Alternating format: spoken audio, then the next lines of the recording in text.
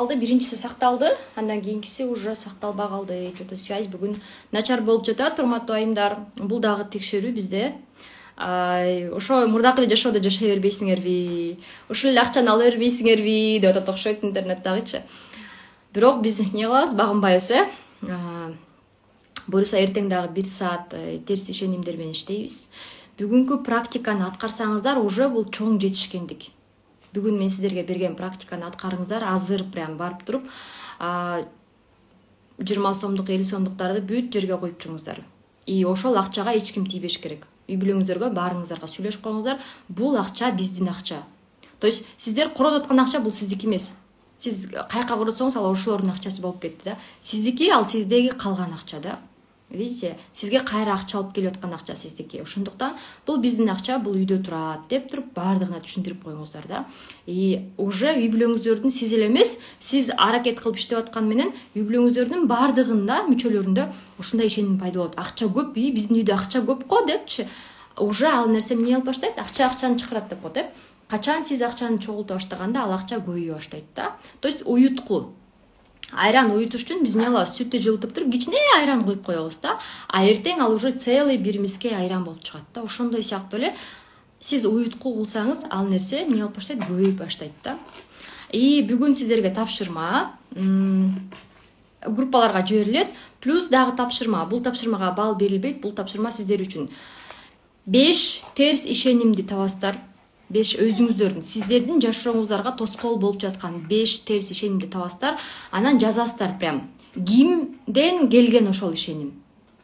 Например, менде установка бар болчу, ушундай я должна, мен милдеттүүмүн деген установка бар болчу. Ошол установканы мен эстегенде кимден келиптир? Мага ким ошол установканы киргизген? Даже мен эстегенде ошол комнатанын запахына чейин келген да, прям мурдума ошол запах келген да. Мен даже эстегем ошол адам кандай кийинип турган. Видите? Мен ошол установканы эстегенден кийин уже азыр ал кезде мен кичинекей болчумун, 9 жашта болчумун да.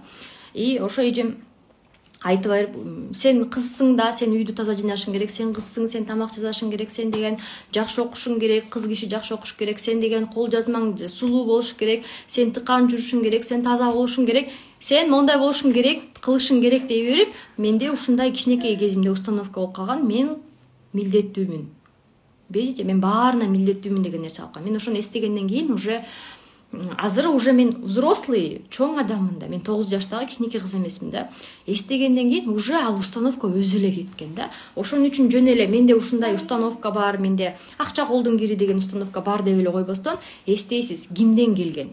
Апаңыздан, атаңыздан, чоң ата, чоң апаңызданбы, эжеңизденби? Прям эстеңиздер, кайсы ситуацияда болгон? Аракет кыласыздар, бирөө менен сүйлөшүп атканда ошо эме эстегенге аракет кылыңыздар. Китеп окуп атканда эстегенге, телевизор көрүп атып, эмне кылып атсаңыздар да ошону эстегенге аракет кыласыздар. 5өөнү жазасыздар и 5өөнү эстейсиздер. Кимден келген? Анан ошол 5 установкага позитивный кайра өзгөртүлгөн эме утверждение жазабыздар. Жакшы жака, жакшы нукка буруп.